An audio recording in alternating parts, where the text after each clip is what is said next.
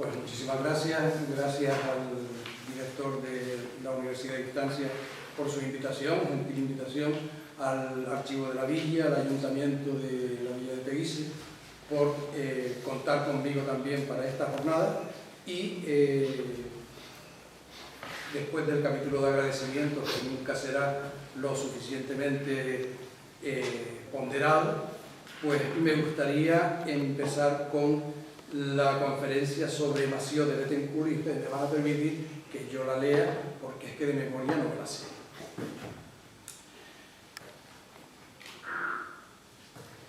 Bien, aquí les pongo una serie de nombres que, porque si los oyen simplemente sin verlos escritos, pues a lo mejor parece mucho más farragoso, y es para intentar ir despejando la madeja del embrollo historiográfico que significa la figura de Massieu de Bettencourt, un joven francés oriundo de Normandía, de Grenville, de la Villa de los Granos, la tinturera, que acompañó a su primo o tío, todavía no está claro quién era, qué tipo de parentesco unía a Massieu de Bettencourt con Jean de Bettencourt, el conquistador, que le acompañó a la conquista de Canarias a principios del siglo XV.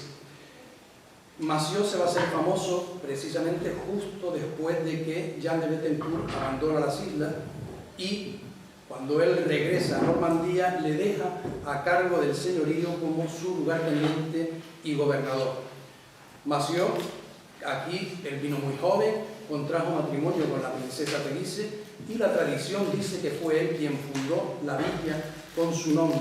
No dice que pusiera la primera piedra, porque también se sabe por tradición que allí lo que existía antes era Acatife o la Gran Aldea. Y también por tradición se cree que fue él el que funda la iglesia de Nuestra Señora de Guadalupe y otros edificios singulares como el Palacio de los Marqueses en la villa de Teguise. Por el testamento de su hija, doña María de Bettencourt, sabemos que murió en Madeira, donde está enterrado en una capilla supuestamente que mandó hacer ella en el monasterio de San Francisco de Funchal, pero él ya estaba enterrado en ese monasterio. Y si bien no es difícil hacer el seguimiento y saber cómo fue el desenlace de Massieu, lo arduo, lo difícil es averiguar el origen y la procedencia genealógica de este personaje tan singular como enigmático. Alejandro Sorianescu, investigador rumano afincado en Canarias, contaba que el apellido Bettencourt era uno de los más antiguos de Francia, y de ahí que también fuera tan prolífico el topónimo en tantos feudos y lugares de aquella latitud. Aunque el documento más antiguo encontrado por él en los archivos franceses atestiguaba la presencia de los Bettencourt en Normandía desde el siglo VII. Bien, Bettencourt y los Braquemont, otro de los apellidos normandos que se van a hacer famosos en esta época de la conquista de Lanzarote y el resto de las Canarias. Tiene importancia este apellido Braquemont en la historia de Massieu y en la historia de Lanzarote, porque los Bettencourt van a mantener una relación con la familia Braquemont, relaciones familiares, y uno de los tres hermanos que se apellidaban Braquemont, Massieu, que es el diminutivo, Mathieu de Braquemont, en el año 1358 era esposo de Isabel de San Martín, viuda de Jean de Bettencourt, el segundo, o el tercero, como viene más adelante. Y ese mismo año, Jean de Bettencourt, el tercero, contrae matrimonio con otra María de Braquemont. O sea que los parentescos entre los Braquemont y los Bettencourt se hallaban muy próximos en esta época. Y un hijo de esta María de Braquemont será el Jean Bettencourt IV, futuro conquistador de Canarias. Bien, tras la batalla de Poitiers, el 19 de septiembre de 1356, los tres hermanos Braquemont van a destacar en la historia de Francia por los excesos y crímenes que cometían, dedicándose a hacer violencia de todo tipo, pillajes, robos, no eran unos seres estupendos y maravillosos que se dedicaban a la arquitectura, ni a fundar iglesias, ni nada por el estilo. Eran nada más que famosos y conocidos por ser unos verdaderos bandidos. Y de hecho se decía de ellos que han preso y matado a varias personas y a los demás los han puesto en rescate, los capturaban, los secuestraban y pedían rescate por ellos. Y han exigido también rescate a varias ciudades y que han robado y violentado a sus mujeres. Han robado iglesias y otros lugares. Esta es la fama que precedía a los Braquemont. No obstante, hay un personaje que es Robín de Braquemont, que por eso está puesto ahí con letras capitulares, con mayúsculas, que es un personaje importantísimo y este parece que va a lavar el nombre de la salvajada de sus antepasados. Porque este Robín o Robert de Braquemont fue un personaje de primera plana en la vida política y militar de su tiempo. Debió nacer algunos años antes que su primo, el conquistador de Canarias, sobre el año 1355 se cree, porque Jean de Betancourt era primo de este Robín, ya que Robert de Braquemont era sobrino de María, también, de María de Braquemont, la madre de Jean de Betancourt. En España, Robín de Braquemont va a hacer grandes servicios al rey de Castilla, quien le casa con doña Inés de Mendoza, y esta Inés de Mendoza era hermana del cardenal Pedro González de Mendoza. Les digo todo esto porque para ir desentrañando la madeja. En 1401, Robín de Braquemont le compró a su primo el feudo, mejor dicho, le compró la renta de sus feudos que se llamaban de Betancourt en Granville, en Normandía, con el objeto de ayudarle a emprender su expedición a Canarias. Un año más tarde, en 1402, fue enviado por Luis de Orleans, a quien pertenecía el cuidado de la guardia personal del Papa Benedicto XIII, para custodiarle en el palacio que el Papa vivía en Aviñón. En el desempeño de este cargo, como guardaespaldas del Papa, se ganó la confianza del pontífice y de la corte francesa, que intervino de tal modo que solamente Robín de Braquemont, con su compañero Guillaume de Monzón, tuviesen las llaves del palacio pontificio, del que antes disponía lo que era el colegio cardenalicio. Sin embargo, a partir de ese momento, Robín de Braquemont y Guillaume de Monzón son los únicos que tienen las llaves de palacio. Y el colegio de cardenales, precisamente, era poco favorable al Papa Benedicto XIII, que estaba prisionero en su propia residencia. Este es el contexto el contexto histórico de lo que es el cisma de Occidente, la guerra dentro de la Iglesia con dos papas, pero todavía no están logrando. Bien, en la noche del 12 al 13 de marzo del año 1402, Benedicto XIII, preso por el colegio cardenalicio en su residencia, se envuelve en un manto de un criado y, seguido solamente por 4 servidores, los de mayor confianza, salió por la puerta que Robín de Braquemont le abría en secreto. Con una escolta que le esperaba de 500 caballeros que Robín de Braquemont les tenía preparada de antemano, se fueron todos a Château Reynard, donde el Papa pudo, al fin, disponer libremente de sus actos. A partir de aquel momento, el porvenir político de Robín de Braquemont estaba asegurado. Y en los meses que siguieron, parece ser que continuó al lado del pontífice. ¿Por qué es importante esto para la historia de Lanzarote? Porque Robín de Braquemont es tío, o pariente, o primo de Jean de Betancourt y también de Massieu de Betancourt. Y gracias a esta relación con el Papa Benedicto XIII, aquí hay un obispado, habiendo otro en Gran Canaria. Y por eso no se entiende muy bien, como dice, ¿cómo es posible que habiendo un obispado se cree otro obispado? Pues se cree por esto, porque se lo piden al Papa. ¿Y quién se lo pide? Robín de Braquemont. El 7 de diciembre de 1408, Robin de Braquemont firmaba en nombre del rey de Francia el Tratado de Alianza con Castilla, concluido en Valladolid. O sea, era un personaje importantísimo en la corte también, en la corte castellana y en la corte francesa. El mismo año tomaba parte en varias acciones contra los moros de Granada y todavía estaba en Valladolid el 26 de junio de 1412, cuando servía de testigo en el homenaje que Jean de Bethencourt hace de las Islas Canarias al rey de Castilla en aquel momento. E incluso en 1414 asistió a las fiestas de la coronación de Fernando de Aragón. O sea, que era un personaje importante para Castilla, para Aragón y para Francia y el papado. Alejandro Soigainescu, este historiador rumano que se afincó en Canarias, piensa que Massieu pudo ser bastardo de Jean de Arget, que es este que tenemos nosotros puestos por ahí, Jean de Arget, y que para la conquista de las Islas Canarias, Jean de Bethencourt contó con el capital prestado por su primo Robin de Braquemont. Así se explica que Robin de Braquemont le anticipara a Bethencourt una cantidad importante que se calcula en 7.000 libras a cambio de la totalidad de las rentas del señorío de Bethencourt y de Granville, las que estaban en Normandía. Y le digo que es a cambio de las rentas, no le compra el señorío, le compra las rentas que da el señorío.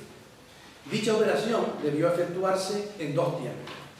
En el pleito de 1405, Robin de Braquemont aclaraba que el señor Jean de Bethencourt, para hacer viaje a Canarias y a otras partes, le vende 400 libras de renta vitalicia sobre Bethencourt y Granville, y después compra 200 libras de renta más anual y perpetua, para siempre y jamás, pero está comprando la renta, como consta por esa escritura que encontró el profesor Alejandro Soigainescu.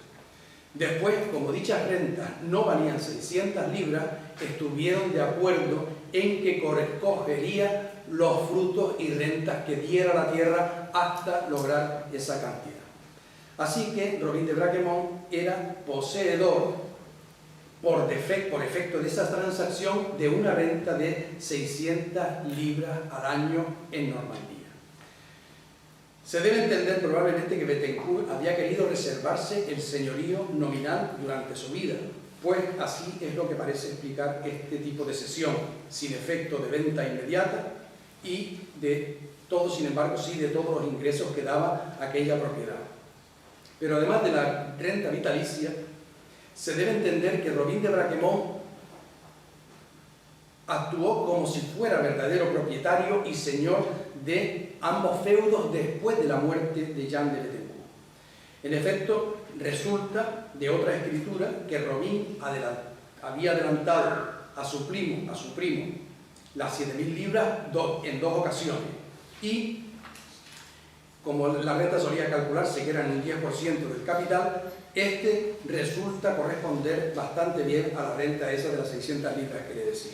Sin entrar en más detalles, porque la interpretación además parece dudosa, resulta que al final de aquella operación, Bethencourt se hizo con el dinero que necesitaba para la expedición, mientras que Robin se quedó solo con las rentas de ambos señoríos. Bien. Sin embargo, en calidad de señor de Granville, prestó homenaje al rey de Francia en marzo de 1401, fecha más o menos de lo que se considera que pudo ser la transacción definitiva, y con el mismo título firmó en 1405, y después en 1410 se halla otra declaración feudal de censo en que habla también como señor de Granville. Más o menos tenemos situado al personaje, a estos 2 personajes. Ahora vamos a entrar en Massieu, pero antes de entrar en Massieu tenemos que ver cuál es la idea de conquista que subyacía en estos conquistadores normandos. ¿Cuál fue la idea que los trajo a los conquistadores?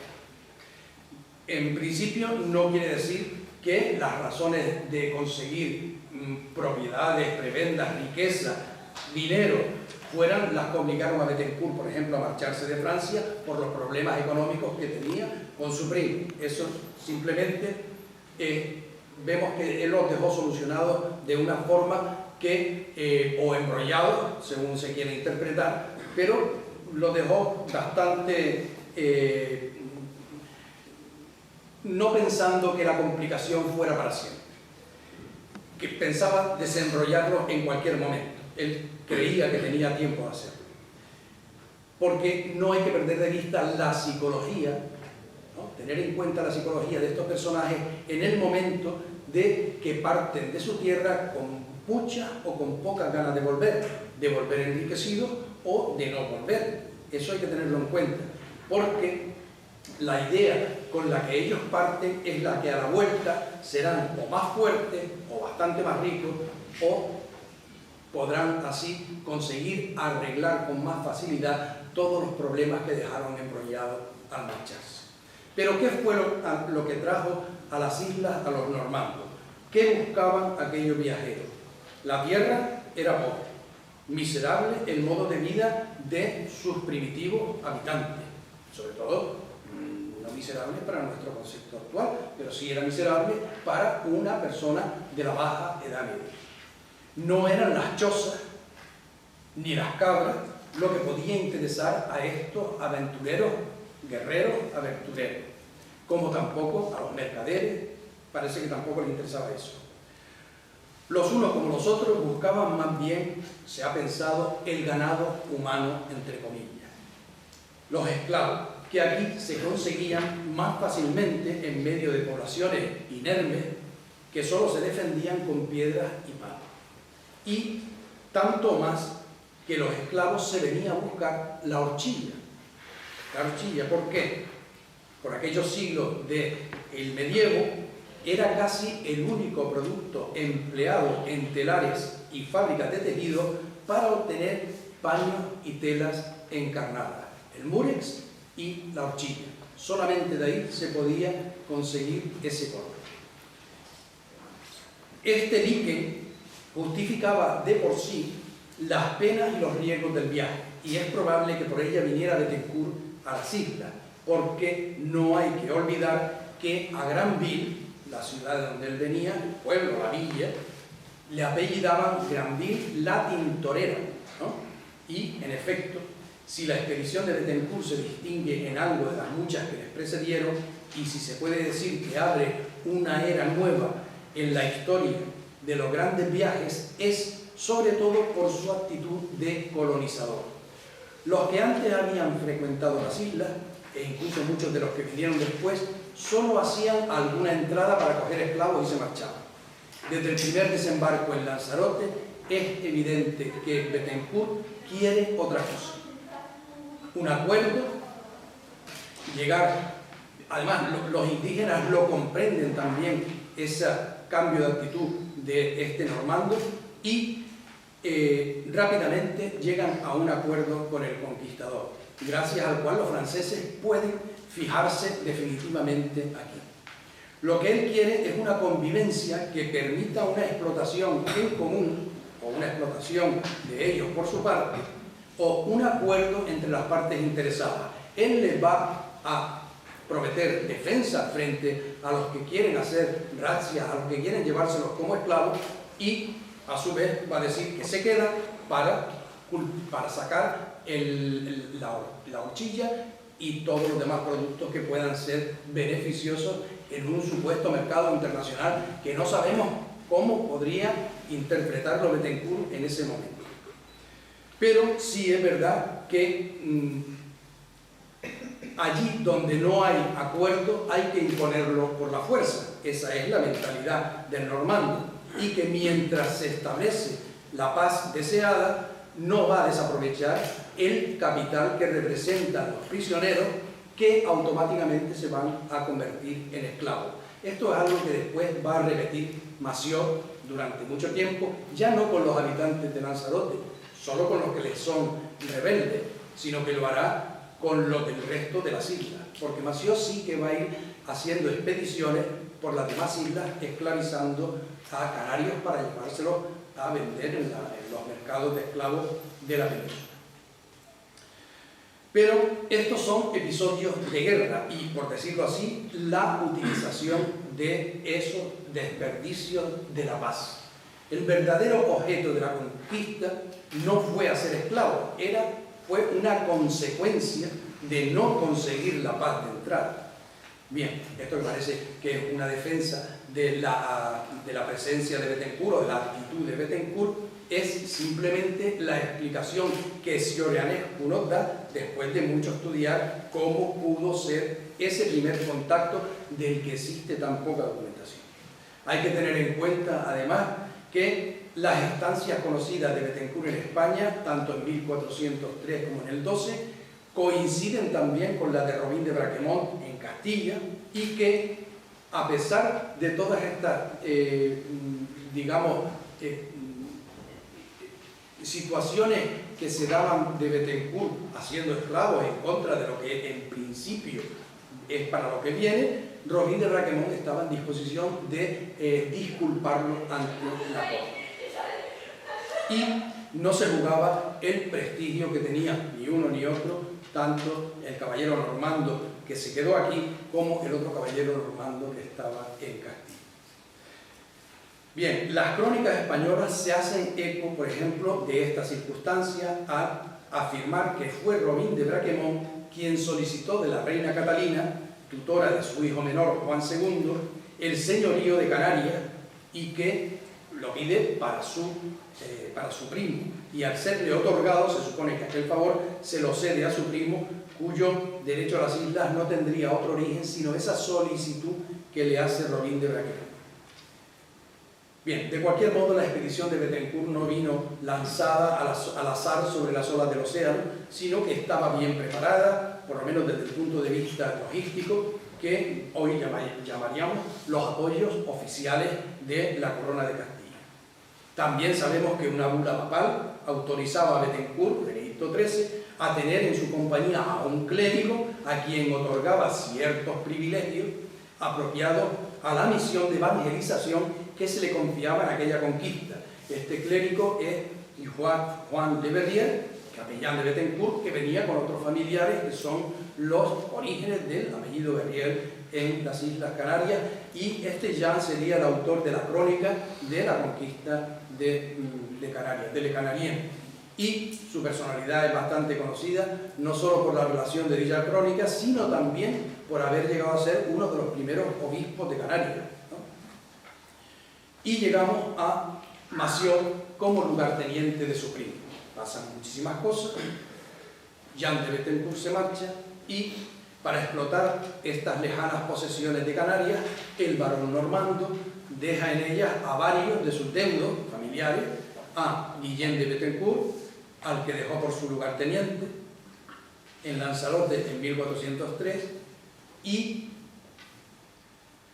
fue muerto por los nativos el mismo año, a Enrique de Bethencourt, posiblemente primo de Massieu, y a Juanín, sobrino de Massieu, que fue ahorcado por la gente de Guillén de las Casas en Lanzarote. Pero sobre todo a quien deja como lugarteniente y gobernador es a Massieu de Bethencourt, que se dice su sobrino y que hizo las veces de gobernador y administrador del señorío en ausencia de su verdadero señor, que sería Jean de Bethencourt. Nadie supo hasta entonces quién fue este Massieu de Bethencourt, porque no aparece en ninguna de la documentación de la época. No fue un personaje importante y, sin embargo, en la historia isleña es un personaje muy relevante, porque es de quien descienden todos los Bethencourt de Canarias a Portugal y América. El mismo autor de la crónica de Bethencourt, el mismo Jean Le Verrier, ignora quién era este Massieu de Bethencourt, porque le dice en la crónica un tal Massieu de Bethencourt y algunos de sus hermanos. También cuando se refiere a él, en otra ocasión, dice de un tal Massieu de Bethencourt, sin otra indicación. Y sí sabe decir que era del linaje del conquistador. Solo una vez se atreve a decir que era primo del conquistador, de Jean de Bethencourt. Mientras que en el documento de 1418, Massieu se titula sobrino del conquistador. este documento de 1418 es la cesión del señorío que hace Massieu de Bethencourt en nombre de su primo o su tío al conde de Nieva. Por otra parte, algún que otro descendiente de Massieu en Canarias, entre ellos Juan Betancourt Bracamonte, regidor en Gran Canaria a principios del siglo XVII, no había olvidado todavía el apellido Braquemont y se lo pone como que lo usaba en su familia. Y aquí hay que admitir por lo menos que el recuerdo de este apellido de los Braquemont se debía a una tradición de la familia de Bethencourt, en que o bien se perpetuó la conciencia de un antiguo enlace con Robin de Braquemont, con una familia que Robin había blanqueado y la había puesto como evangelizado, ¿no? Y que eso solamente se dio en el caso de aquel Jean II d'Argès, o que se trata, de quien pensábamos que era bastardo, ¿no? O que se trata de una ambición genealógica alimentada en alguna fuente inexacta y tardía, que también puede ser. Esto lo defiende Sioranescu por las palabras que yo les acabo de decir. En fin, conviene nosotros apuntar aquí otra hipótesis que también tenga mayores visos de probabilidad. Si es cierto que Massieu era pariente del conquistador, cabe observar también que el nombre de Mathieu no es común en la familia, y el único antepasado de quien pudiera tener es Mathieu de Braquemont, que había sido casado en 1358 con esa Isabel de San Martín, abuela del conquistador Jean de Bethencourt. De ese matrimonio no consta que hubiese descendencia, pero es posible que haya habido algún hijo, y lo dejamos ahí, que de ahí vendría el Robin de Braquemont, y que ese fuera el parentesco, que ellos fueran primos, pero como uno tenía, el Jean de Bethencourt, el conquistador, era mucho más mayor que Massieu de Bethencourt, Massieu un jovenzuelo, pues entonces en los documentos le llama mi tío y no le llama mi primo. Confesamos pues que no sabemos más que los genealogistas anteriores quién fue Massieu de Bethencourt.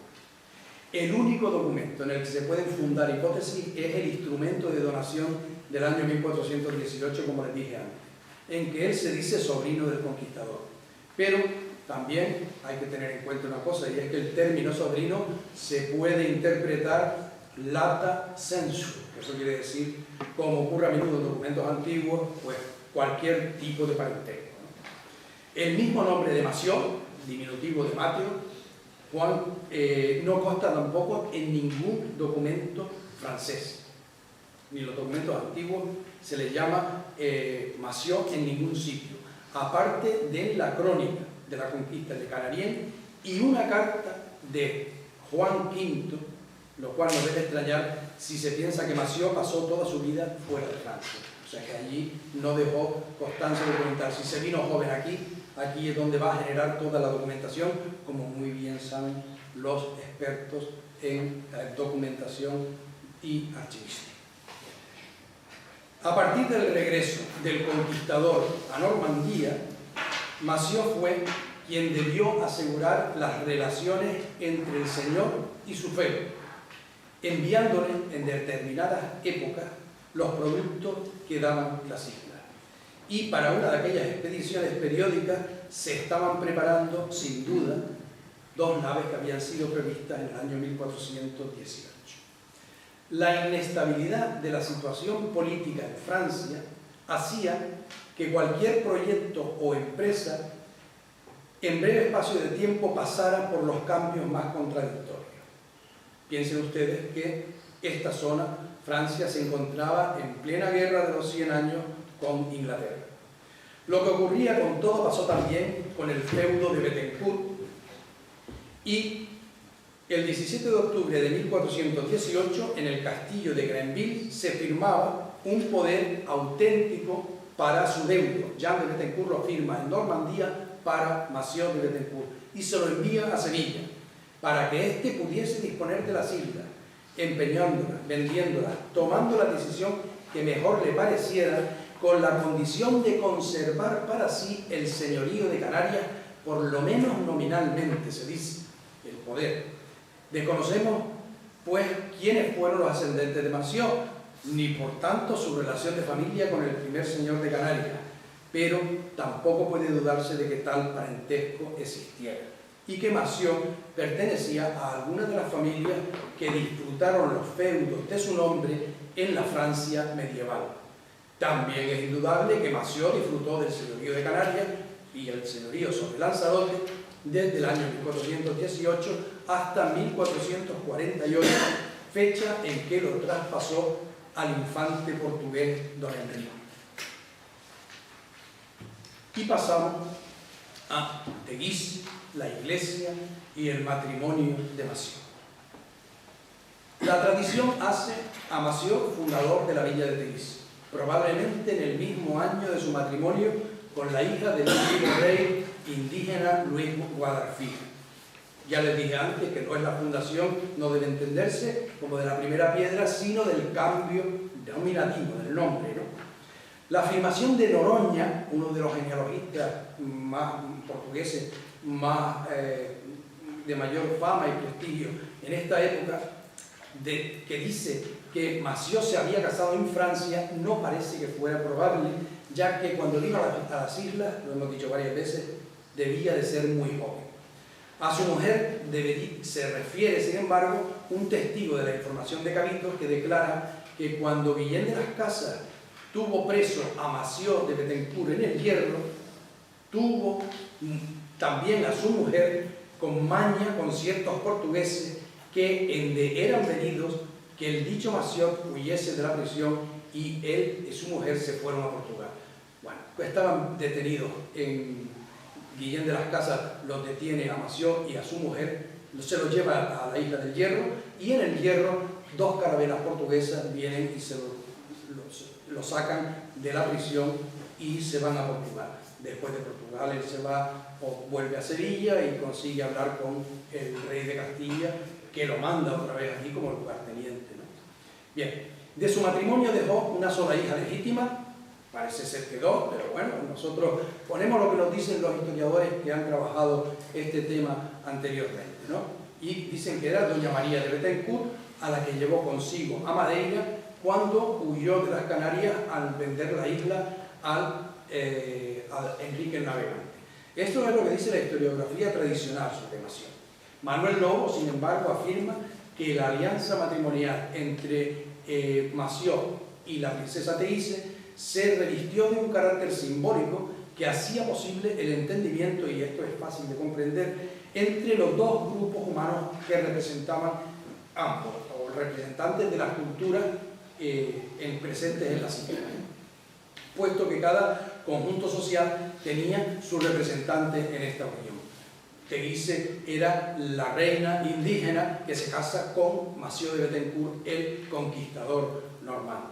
Y así esta alianza emparentaba a las dos sociedades y permitía la continuidad del poder por la unión de personas, aunque fueran socialmente diferentes. La información sobre este acontecimiento está explícitamente recogida en distintos autores del pasado, así lo explica Marini Cubas en el siglo XVII, cuando en su texto afirma que Massieu, que se autoproclamaba rey de Canarias, casó con Teguise. Pero por eso podía él decirlo con tanta libertad, siendo este mismo autor uno de los primeros en atribuir la motivación política a las relaciones mantenidas entre el europeo y el indígena.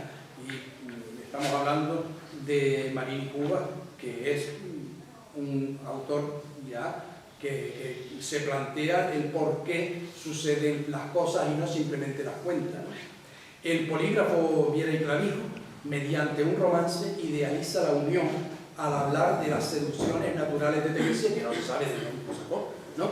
A la que también además le atribuye los dones de la juventud y de la hermosura, apoyándose para ello en los testimonios que se recogen en Le Canarien, en la crónica de la conquista normanda, donde se señala exclusivamente que las mujeres de Lanzarote eran hermosas y honestas. Y de ahí, ¿no? Viene Clavijo y dice, pues entonces que esta era guapísima y entonces por eso está, ¿no? De las hijas de Massieu proceden todos los Betancores y los Perdomos de Galta, los de estas islas y los de las islas de Madeira, como afirma también Abreu Galí. Tampoco Noroña, el genealogista que citamos antes, conoció el nombre de la mujer legítima de Mació, porque se supone que tuvo un matrimonio legítimo y otro con Teguise, pero nosotros pensamos que su único matrimonio fue con la princesa Teguise. Por otro lado, ninguna otra fuente cita ese supuesto matrimonio legítimo. Doña María de Betancourt, o Betancor, la hija de Mació, casó en Madeira con Ruy González da Cámara, hijo segundo del descubridor y primer capitán general de dicha isla, João Gonçalves Zarco, y Ruy González adquirió para sí y su descendencia la capitanía de la isla de San Miguel en las Azores, y en ese oficio fue confirmado por el rey Juan II de Portugal el 2 de agosto de 1483, y a ella pasó a vivir con su esposa, que terminó falleciendo allí. Por su parte, don Pedro Agustín del Castillo, en su descripción histórica y geográfica de las Islas Canarias, dice que Mació había casado con Teguise, de la que tuvo dos hijas. La una se llamó Margarita de Betancourt, que casó con Arriete Perdomo, y la segunda fue doña María Betancourt, que se llevó consigo a la isla de Madeira. Nótese que Castillo le da el don solamente a doña María, que consideraba legítima, y a la otra no la consideraba legítima. Y agrega que como Mació huyó de las Canarias al traicionar a su rey de Castilla, porque vendió la isla de Lanzarote al infante portugués, tuvo que llevarse consigo a su hija legítima, y a la ilegítima la dejó aquí. Pero esto puede ser tanto sí como no tiene mucho sentido. Dice que la otra no correría peligro y no debía de tener otra consideración que la de ser hija natural, por eso no le pone el don, y como era hija natural de una indígena, como si fuera una cualquiera, ¿no? Aunque su madre fuese la amante de Mació, que no la pone como hija tampoco de Teguise. No obstante, Lobo apostilla también que en cuanto a la primera hija de Mació, algunos autores que la señalan como ilegítima, y además comentan que dada la mentalidad matriarcal de los aborígenes y la señorial de los normandos, no debe sorprendernos que la hija natural de Mació de Betancourt gozara en Lanzarote de alta consideración social, así como que casara con un hidalgo francés y que sus hijos ocuparan puestos de relieve dentro y fuera de las islas, como fue el caso. Bien, esa supuesta ilegitimidad la atribuye solo a una de las hijas, mientras que la otra, doña María, todos la declaran legítima, siendo ambas hermanas, y en el testamento de doña María simplemente se refiere a su hermana como mi hermana, no dice mi hermanastra, ni la hija de mi padre, ni nada de este estilo, mi hermana, y además ella se encarga de criar a dos de sus hijos, que son Enrique y Gaspar, se los lleva con ella a Madeira. Entonces la relación era muy estrecha y no parece que fuera hija de otra persona, ¿no? De otra madre. El caso es que nosotros no sabemos a qué se debe la confusión que ha generado esto, solo por el hecho de que una sea doña y la otra no sea doña, cuando posiblemente Mació se llevó consigo a su segunda hija Madeira por ser menor y dejara encaminada a su primogénita en Lanzarote, que ya estaba casada.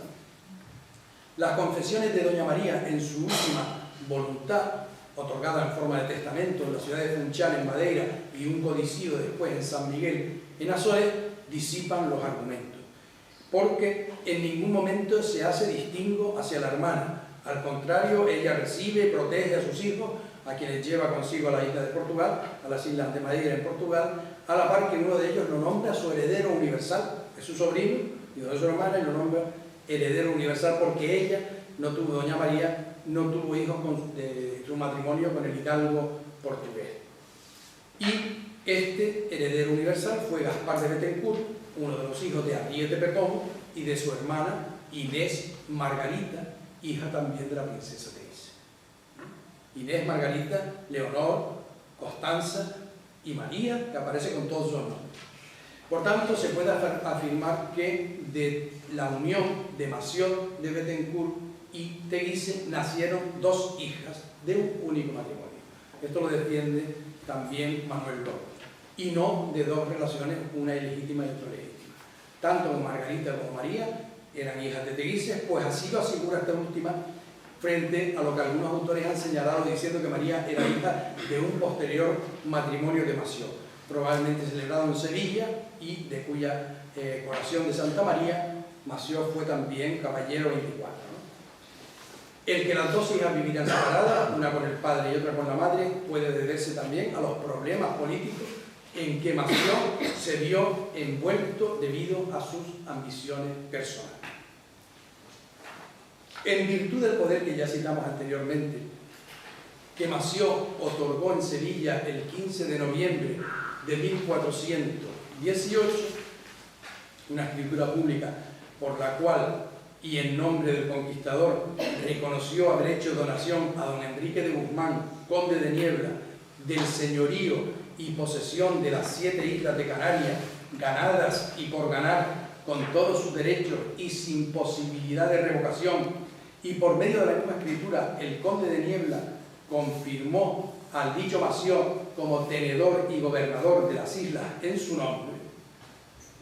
Pues bien, lo que importa subrayar es que de no haber mediado la cesión de las islas en noviembre de 1418, menos de 6 meses más tarde, Bethencourt hubiera perdido automáticamente la posesión de las islas por efecto de la sumisión que hizo al rey de Inglaterra el 16 de mayo de 1419, ya que esa sumisión, que seguramente era previsible unos meses antes, en la época que dio el poder a Massieu, y la donación hecha al conde de Niebla se concibe entonces mucho mejor como un mal menor, más que como un abandono definitivo. O sea, lo que piensan algunos historiadores sobre este tema es que Jean de Bethencourt le da poderes a Massieu para que le ceda el señorío al conde de Niebla, porque si no, él iba a perder el señorío, porque él iba a pasarse del bando de los franceses en la Guerra de los 100 años al bando de los ingleses en Normandía, porque hay que tener en cuenta que Normandía pertenecía al ducado de Normandía al rey de Inglaterra. Y entonces su señor natural era el rey inglés, no el francés.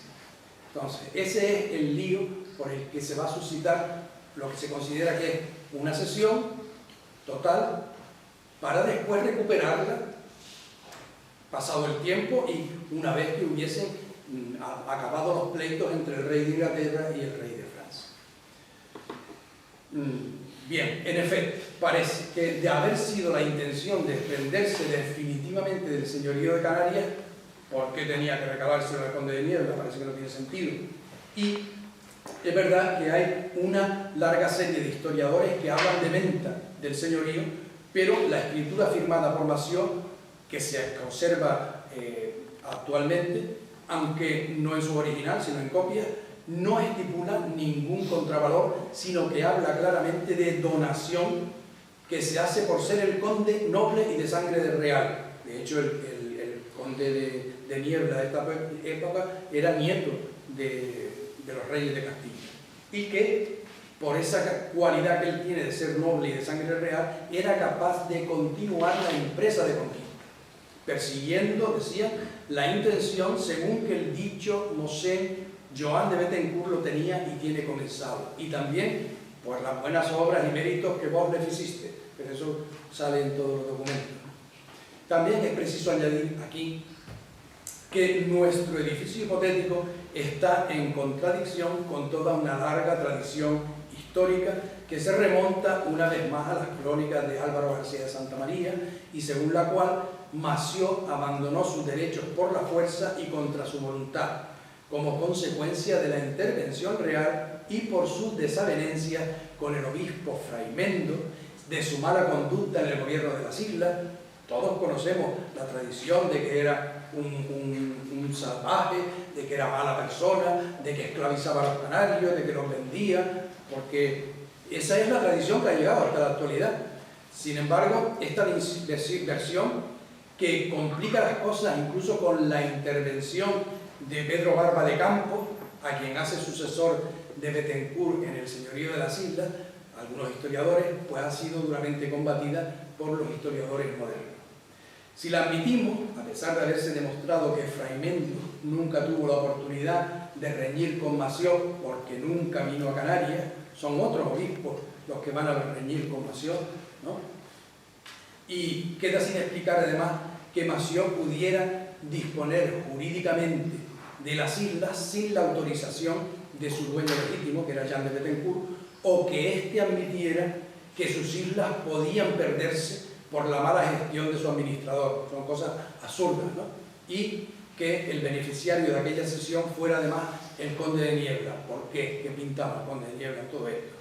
Y a pesar de las culpas graves que se le pueden suponer a Massieu, aunque fueran confirmados por este como gobernador de las islas, como esclavizador, como todas estas cosas, no tiene ningún sentido el que el beneficiario fuese el conde de Niebla. Según afirma Peraza de Ayala, una vez que se constituyó el feudo de Canarias y Bettencourt prestó el pleito homenaje a Enrique III, el nuevo vasallo cumplió con todas las obligaciones feudales, como fueron renovar el homenaje a la muerte de su señor, el rey siguiente, lo cual verifica bajo la regencia de la reina doña Catalina, la menor de edad de don Juan II en 1412, pero además hay que tener en cuenta que en aquella época los feudatarios podían perder el feudo si dejaban de cumplir los deberes inherentes al mismo o los que se habían establecido en el pacto, aparte de que el juramento del vasallo por sí creaba un lazo estrecho personal que tenía consecuencias jurídicas. Y nosotros opinamos que Bettencourt decayó en sus derechos por faltar a sus obligaciones, bien empeñando todo o parte del feudo sin licencia del rey, permitiendo algún otro acto, claro, se lo estaba cediendo a un nieto del rey, de otro rey, ¿no? A un primo del rey actual. Bien, empeñando todo o parte del feudo sin licencia, permitiendo algún otro acto contrario a lo dispuesto y llevado a cabo por su lugarteniente Massieu en las islas, o ausentándose de Castilla con notorio quebranto del vínculo de vasallaje. Me voy, dejo a un gobernador, no solo me voy al extranjero, sino que me voy y me enfeudo, le presto vasallaje a otro rey que encima es más extranjero que mi propio rey, ¿no? O sea, en Francia, y le hace pleito homenaje al duque de Normandía, que era el rey de Francia. Bien, de aquí que Massieu de Bettencourt, su apoderado, tratase de salvar la falsa situación en que se encontraba cediendo el archipiélago al conde de Niebla, para lo cual soslaya el carácter de feudo en la escritura que celebra en el año 1418. No dice que es un feudo, pues únicamente advierte la misma en relación a tan importante extremo, dice: salvo siempre cualquier reverencia homenaje, licencia o vasallaje, si en alguna manera el dicho Mosén Joan debe o es obligado a ver, guardar y tomar, hacer a nuestro Señor el rey de Castilla o a sus sucesores. No dice a otro rey, sino al rey de Castilla o a alguno de sus sucesores, por alguna razón que vos, Señor, se ha destenido y obligado a ello. Y yo reservo al dicho Mosén Joan en la tal obligación, si alguna hay. O sea, él dejaba salvado a su tío de cualquier cosa que pasara, siempre y cuando él le prestara homenaje a los reyes de Castilla, no a otros. Pues bien, en virtud de estas escrituras de transacción celebradas con el conde de Niebla, transacción y venta que hace el conde de Niebla, el conde de Niebla sí vende el señorío a favor de Guillén de las Casas en 1430, este último va a resultar titular de todas las islas, 1430, tenerlo en cuenta, ¿no? Pero después nos vamos a encontrar que en el documento por el que permuta sus derechos al archipiélago con Fernán Peraza y sus hijos Guillén e Inés en 1445, solo aparece como dueño de la parte o parte que le correspondían en las islas, habitadas o sin habitar. Las partes que le correspondían ya no son todas las islas. El texto, pues, de esta enajenación acusa, por tanto, la existencia de una laguna histórica, o sea, quién o quiénes eran los poseedores del resto de las islas, ya que no tendría fundamento atribuir tales términos a las condiciones especiales del país, puesto que, sin ir más lejos, los títulos adquisitivos expresan con claridad que para ser dueño de todas y cada una de las islas se dice y basta, es suficiente. Tampoco cabe pensar que se quería excluir a Lanzarote, que estaba en poder de Massieu por donación de Guillén de las Casas en 1432, que es el acuerdo ese al que llegan después de que lo cogen preso, se lo llevan al Hierro, él se escapa con su mujer, 2 carabelas portuguesas se los llevan a Madeira, de Madeira van a Lisboa, de Lisboa van a Sevilla y llegan a otro acuerdo con el rey, y el rey le obliga a Guillén de las Casas que le deje la isla de Lanzarote a Massieu. Bien. 1432. Y pasamos. Oh, no podemos pasar. Tenemos que quedarnos aquí. Vamos a pasar a otra cosa. Vamos a ver los portugueses. Porque hay una controversia sobre la donación o venta al conde de Niebla. Massieu cede en nombre de su tío, por el poder que éste le había otorgado, todo el señorío al conde de Niebla. Por juro de heredad, para siempre, para más, la tenencia, posesión, propiedad para dar, vender, empeñar, trocar, etc. En la misma carta de donación, Massieu se constituye como tenedor, lugarteniente, poseedor del conde de Niebla. O sea, yo todo se lo cedo a él, pero yo me quedo como lugarteniente de él. Y él lo admite porque eso es una carta, un contrato que firman los dos, ¿no? Y él va a administrar justicia.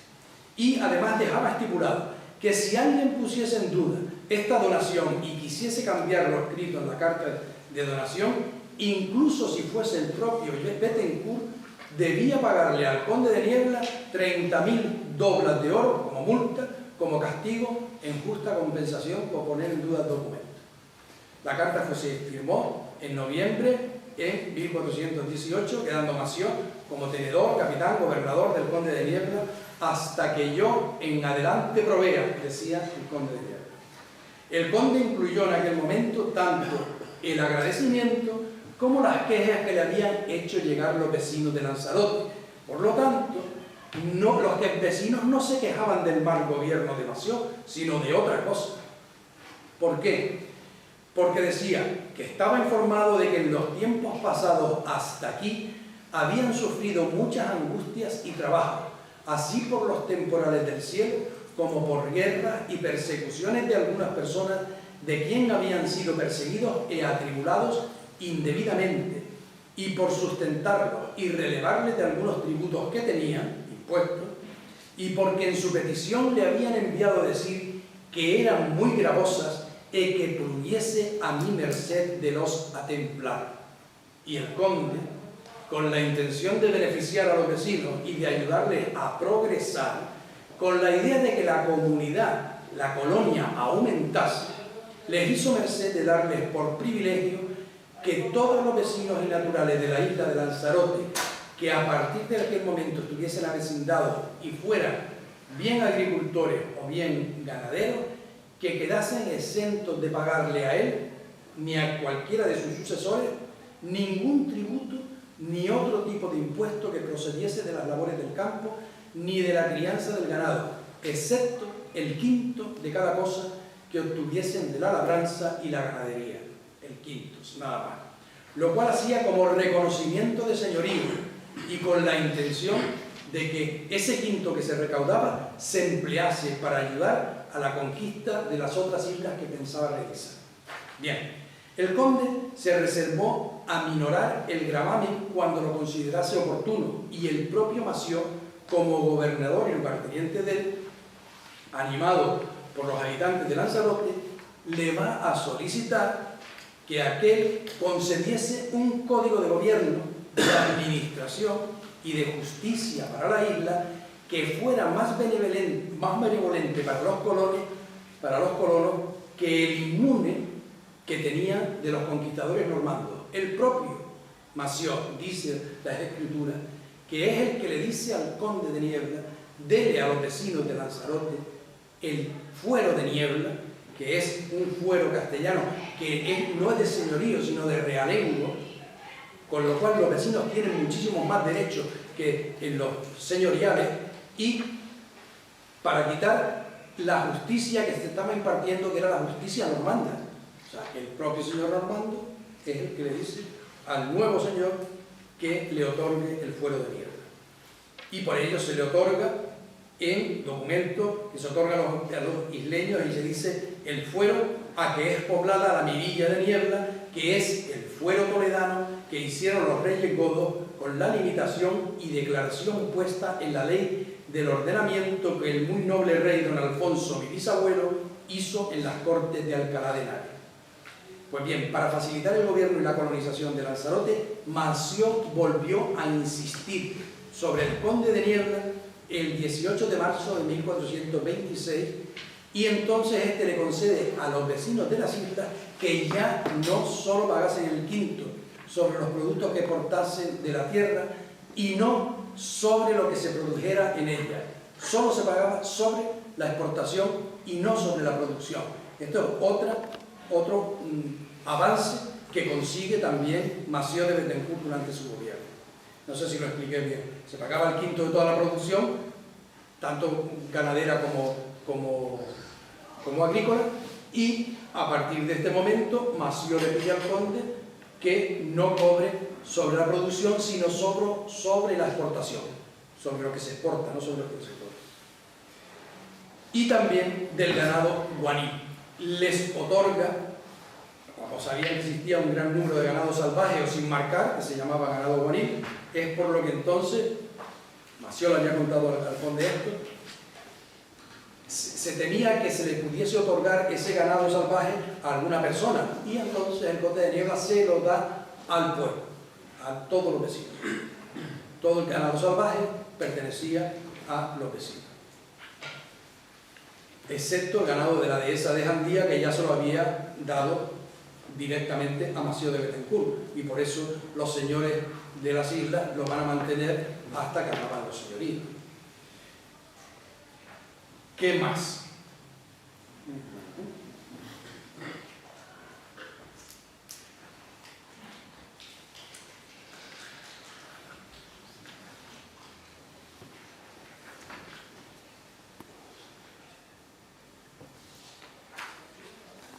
El conde de Niebla decidió dar las islas por empeño o venta a Alfonso de las Casas, vecino de Sevilla, a quien sucedió Fernán Peraza y Guillén de las Casas en el gobierno y señorío de las islas, excepto de Lanzarote, que le quedó por deferencia del conde de Niebla y de Guillén, por una transacción que ellos hacen, a Mació de Bethencourt como propiedad suya.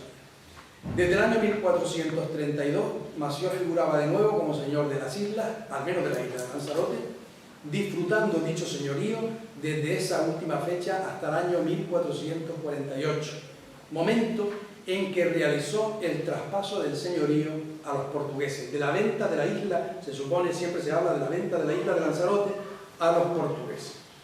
Bien, el proceso y la intervención de los portugueses se debió en primer lugar a la pedencia de Enrique el Navegante por poseer una de las Islas Canarias como escala de sus navíos en la exploración del África Occidental, y esas pretensiones le llevaron a apelar incluso a la curia romana, pero el Papa falló a favor de Castilla, y por lo tanto lo que no obtuvo por la vía diplomática lo va a intentar por otro camino, que será convenciendo a Mació, y le anima a que Mació le venda o le ceda alguna de las islas, y con la que tenía Mació en ese momento era la isla de Lanzarote, donde de nuevo figuraba como señor. Ante esta intromisión foránea, Fernán Peraza acude al rey de Castilla para que éste le confirme en el derecho como señor de todas las Islas Canarias, y el monarca así lo va a agradecer.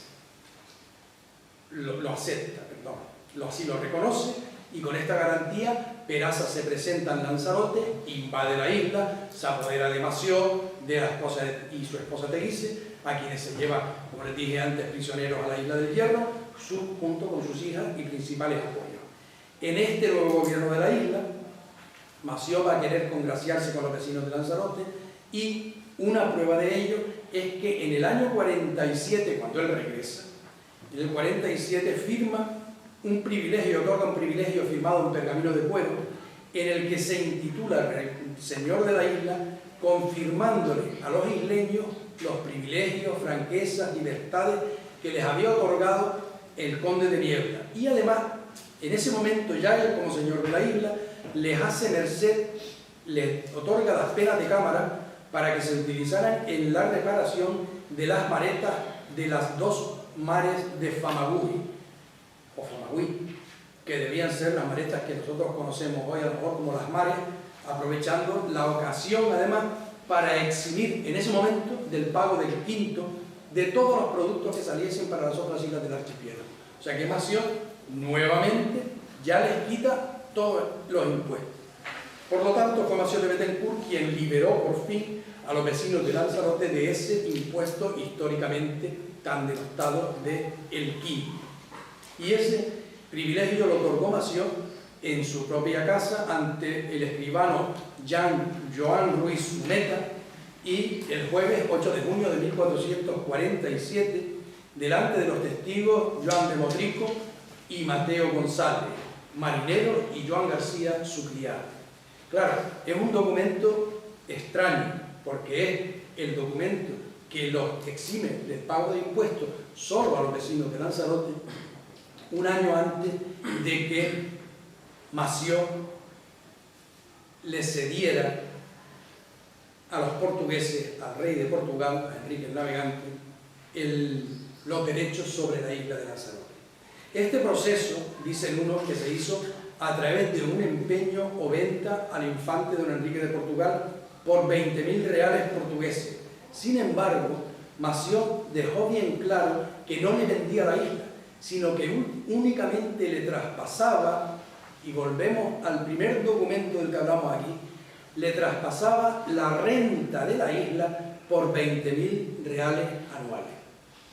Lo que hacía era traspasarle la renta, no venderle la isla, ni el señorío, ni nada.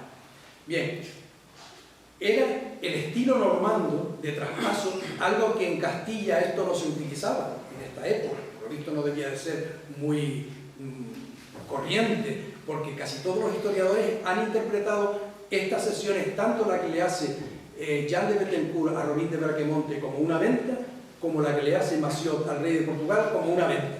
Y entonces, por eso le dicen traidor, y traicionero, traidor, porque vende el señorío a un rey extranjero. Bien, el hecho de que el monarca portugués enviara a Antón González como capitán y alcalde, además de escribano y otros oficiales para gobernar la isla, es lo que hace dudar solo del traspaso de la renta. Pero claro, para poder cobrar esa renta tenía que traer a alguien. Antón González viene y dice: yo voy a cobrar la renta. Esto es lo que viene a confirmar la enajenación de facto de Lanzarote, mientras Massieu abandona la isla y se marcha a Madeira con su familia, con su casa y con sus propiedades. Así se va a mantener Lanzarote durante 2 años, hasta que Joan Íñigas de Atave, es un enviado del rey de Castilla, llega a la isla con 30 hombres de armas, solo con 30, para enfrentarse a los portugueses. Secuestra la isla, ¿no? Secuestra la administración de la isla, tiene una carta de secuestro, y es el rey de Castilla el que toma en ese momento la jurisdicción. Echan a los portugueses, no hay ninguna guerra para echar a los portugueses, porque los portugueses eran 10, y entonces se les dice que se vayan y ellos se marchan, simple y llanamente. Pero, sin embargo, en la tradición siempre es que como nosotros los vecinos, y así se lo comunican ellos en carta al rey, echamos a los portugueses que ocupaban la isla, ¿no?, injustamente, ese tipo de cosas, pero el rey no le va a hacer caso a los vecinos porque sabe que no es verdad. No ha habido ninguna guerra para echar a los portugueses, ¿no? Los apresó y los echaron nada más. Pues todo esto sucede porque al principio los portugueses gobiernan y administran la isla siguiendo las pautas que les había marcado Massieu, pero al cabo de 2 años pretendieron imponer el señorío portugués. Por lo menos así lo cuenta un testigo de la pesquisa de Capítol, en que dicen que hubo un momento en que se mandó pregonar que en la isla no corriese la moneda de Castilla, salvo la moneda, peso y medida de Portugal, que eran todos distintos, ¿no?, a las castellanas. Y esto va a provocar la reacción de los vecinos de Lanzarote, que se vieron desapoderados de su propio señorío, de castellanos, y esto fue lo que levanta los ánimos de los insulares, que nombraron por capitán a Alfonso de Cabrera, y Alfonso de Cabrera se enfrenta a los portugueses, los apresa y los expulsa de la isla. Una vez que los portugueses abandonaron Lanzarote, la isla pasó a depender nuevamente de Íñiguez de Atave, que secuestra el señorío, y este Íñiguez de Atave, el proceso que se suscita en Castilla, el rey se la cede al alcalde de corte del rey, don Enrique, se la manda restituir a los Peraza, y en ese momento ya era Inés Peraza y Diego de Herrera. Mació, mientras tanto, siguió viviendo plácidamente en Madeira hasta el momento de su muerte, tal como confirma el testamento de su hija doña María, y se encuentra enterrado en el monasterio de San Francisco, que hoy es el Museo del Vino de Madeira, que está en la gloria. Y nada más, muchas gracias.